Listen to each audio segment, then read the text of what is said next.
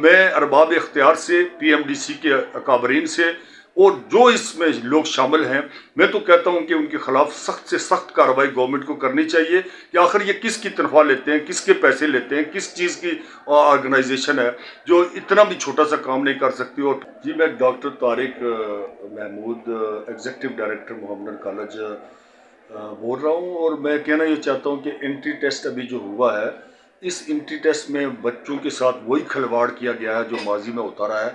और मुझे समझ नहीं आती कि अगर आप कैलकुलेशन करें तो 1.5 अरब रुपया जो है ये PMDC जो है ना, ये इस मद में जमा करके सिर्फ उसने 5 पेपर बनाने हैं और 5 पेपर्स में भी गलतियां और उसकी की में गलतियां।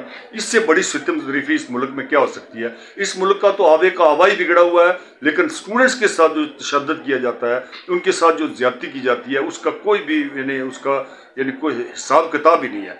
तो मैं अरबाब इख्तियार से, PMDC के अकाबरीन से और जो इसमें लोग शामिल हैं, मैं तो कहता हूं कि उनके खिलाफ सख्त से सख्त कार्रवाई गवर्नमेंट को करनी चाहिए कि आखिर ये किसकी तनख्वाह लेते हैं, किसके पैसे लेते हैं, किस चीज़ की ऑर्गेनाइजेशन है जो इतना भी छोटा सा काम नहीं कर सकती। और फिर बच्चों के ऊपर उनके दिलों पे जो गुजरती है, जो साल हर साल मेहनत करते हैं, कई साल जो है दिन रात बैठे रहते हैं, उनके साथ जो ज्यादती होती है, इसका अजाला कौन करेगा।